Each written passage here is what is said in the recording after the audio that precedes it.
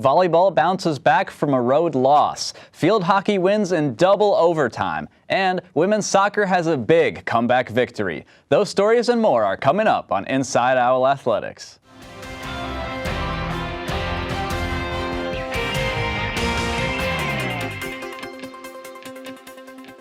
Welcome to Inside Owl Athletics. I'm Matt Holderman. It is the last weekend of the regular season for fall sports. The playoff pictures will come into focus with these final games. All of the Owl teams have clinched conference tournament spots. Now they wait to see what their matchups will be. Later in the show, we'll take a look at the potential playoff pairings. But first, we have this week's results. Starting with volleyball, it was the Battle of the Owls Wednesday night. The Westfield State Owls took on Keene in a non-conference matchup. Set number one here, Keene State up 24-10. Bailey Wilson sets up Kelly Hunt for the spike, and she gets the set-winning kill. Now at the end of set number two, Sydney Johnson passes it over to Wilson for a rare kill by the setter. That would put Keene up 2-0. Sydney Johnson had a stellar night for the Owls, and early in the third set here, she set a new personal best for kills in a match, getting her 11th of the game. She ended the night with 15. Then, to finish things off, it was Allie McLaughlin with a powerful attack to give Keene State the match win. Keene swept Westfield 3-0, with freshman Sydney Johnson leading the way in kills. She says the impending playoffs are motivating her to work harder. I don't know. I think just things started working my way, and I think the idea of postseason came into my mind, so I started pushing myself harder and harder, and it's just working. That victory marks the second time this season that Keene State has swept Westfield, with the previous sweep coming back on October 5th. Saturday, the Owls faced off with rival UMass Boston. It was their first meeting since last year's LEC Conference Tournament semifinal match. Despite having a higher hitting percentage and getting 21 more digs, the Owls got swept 3-0. Keene State field hockey worked overtime, twice in fact, in Wednesday night's non-conference matchup with Smith College. We pick it up in the second half. The Owls are down 2-1 with 2 minutes left in the third quarter. KSC is awarded a penalty stroke, and Kayla Klein makes no mistake to knot the score at 2. Great shot by Klein. 1 minute into the fourth period, and the Owls turn on the gas as Nina Bruno converts the feed from Kelsey Roberts to give the Owls their first lead of the game. Oh, great pass into Bruno. And she scores! It would stay tied until the beginning of the second overtime, when Allie McCall slides the pass through, and Erica Shareth nudges it over the line for the golden goal winner. Keene State wins 4-3. The Owls are 2-1 in overtime games this year. Saturday, the team locked up second place in the Little East Conference with a shutout of Framingham State. Allie McCall scored twice, and Nina Bruno and Kayla Klein each scored in the 4-0 win. The women's soccer team met the Sage Gators for the first time in school history Tuesday night. The Owls had to mount a comeback with their first-time opponents. Down 2-0 in the first, Maggie Vote's penalty shot got the Owls on the board. The scoring continued for Keene 12 minutes later here when Kaylee Marshall was able to find the back of the net in the 38th minute. Patricia Norton was able to give the Owls the go-ahead goal in the 74th minute. Keene State put the game away for good with this Victoria Reynolds goal. Patricia Norton says that scoring the go-ahead goal was to make sure the Owls got a win going into Saturday. We have a huge game on Saturday. It's just preparation for that, and I just really didn't want to lose another game. We're just fired up. Keene State wins 4-2. The Owls could not get the offense going Saturday on the road at UMass Boston. The Beacons scored twice in less than 4 minutes in the first half and held on for the 2-0 win.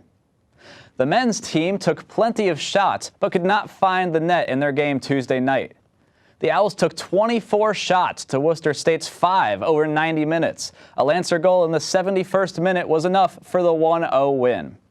Saturday, the team was able to win against conference rival UMass Boston. Connor Downey and James McCulley scored just 2 minutes apart. The defense held off a late Beacons charge, and the Owls win 2-1. The Little East Conference is honoring 5 Keene State athletes with weekly awards. Volleyball freshman Sydney Johnson is the Rookie of the Week. She got double-digit spikes and digs in back-to-back matches last week. Soccer freshman James McCauley is the co-rookie of the week after knocking in the game winner against UMass Boston. Teammate Henry Cummins is the conference defensive player of the week. He's part of a back line that has allowed only one goal on a 4-game win streak. Field hockey's Rachel Loseby is the goalkeeper of the week after picking up her 5th shutout of the season last week. Teammate Allie McCall is the defensive player of the week.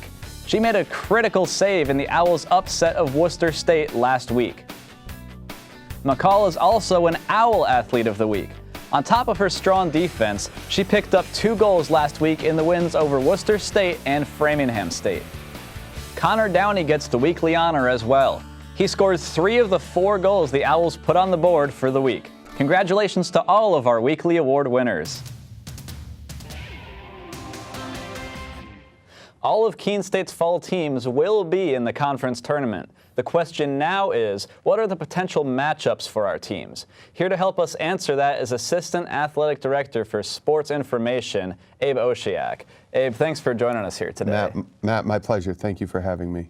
So we'll start with field hockey. I mentioned earlier in the show that they've already locked up the number 2 seed for the playoffs. So who are some potential first-round opponents for them? Sure. So in the quarterfinals, the number 2 seed will face the number 7 seed, and we really have a jumble at the bottom of the standings with Salem State, Plymouth State, and UMass Dartmouth all sitting at 5 and 6, and Eastern Connecticut 1 game back at 4 and 7. So depending on how results work out, it could be any one of those 4 teams. Okay, and say they make it through the first round. Who are some other top-seeded teams that they might see later on in the tournament? Sure. Worcester State and Western Connecticut State are right with the Owls at the top of the standings, and they actually play each other on Saturday. The winner of that game will be the number 1 overall seed, and the loser of that game will drop into 3rd. Southern Maine has pretty much locked up the number 4 seed, and Castleton will be the number 5 seed. All right, so let's move on to women's soccer now. Based on games this weekend, what are some potential outcomes for the women's soccer team? Sure. The women's soccer team probably has the easiest task of all the fall sport Keene State teams. If they win their game against Southern Maine on Saturday, they will be the number 3 seed in the tournament and have a home quarterfinal game on Tuesday, November 5th. If they don't win that game, or if that game ends in a tie, then they could drop down to number 4 based on some other teams winning some games. But they currently have the tiebreakers over all the teams that are right behind them. So if they can come out with a victory against the Huskies, they will be the number 3 seed. Okay, and what are the 2 teams above them in the standings right now? Yeah, WestConn and UMass Boston are both at the top of the standings. They're both 7-0 in the league, and that's another example where we talked about it with field hockey. They're both playing each other this weekend. So the winner of that will be the number 1 seed, and the loser of that will be the number 2 seed. Okay, sure. So now we'll talk about volleyball real quick. We know that they're going to have to go on the road here in the first round. What are some possible opponents that they'll have to go face on the road? Yep, the volleyball team needed a result on Wednesday night when UMass Boston played Western Connecticut. They needed the Beacons to win, but Western Connecticut did get the win in that game, which consigned us to a road quarterfinal on November 5th. Who we could play is kind of up in the air. This is another sport where first place will be decided on the last day of the regular season between the teams that are currently number 1 and number 2. Yep. Right now, that's Plymouth and Eastern Connecticut. Western Connecticut has finished their conference schedule. So depending on who wins that game between Plymouth and Eastern, it could be any number of teams. Okay, sure. And we'll finish with men's soccer. It's sort of really tight around the top of the standings. Where does Keene State fall into place right now? It is very tight at the top of the standings. The only thing we know at the top for certain is that Eastern Connecticut will be the number 1 seed. The men's soccer team has a really good chance of getting the number 2 seed. They play the University of Southern Maine on Saturday on the road. The Huskies are currently 0-14-3, so I would pretty much expect us to win that game. But then we also need some help. UMass Boston plays Western Connecticut at UMass Boston. We need the Beacons to win that game outright, or we need the game to end in a tie. If either of those things happen, then we will be the number 2 seed. If neither of those things happen, then we will be the number 3 seed, and we'll have a quarterfinal game on Tuesday, November 5th at home. All right, sounds good. Abe, thanks for joining us here today in the studio. Matt, thank you very much for having me. As Abe just told us, this is the final weekend of the fall regular season. For the Owls, there's plenty of home action. 3 teams will be playing here on campus starting at noon Saturday. Volleyball welcomes Southern Maine in the first outing of a tri-match. Down at the athletic complex, women's soccer will also be taking on the Huskies, and field hockey will host Babson. At 4 o'clock, volleyball is back for their second match against LaSalle. And men's soccer is on the road at Southern Maine. That game is at noon. For scores, stats, and more, check out KeenOwls.com. Again, that's KeenOwls.com. That's all for this week's show. For all of us here at Inside Owl Athletics, I'm Matt Holderman. Thanks for watching.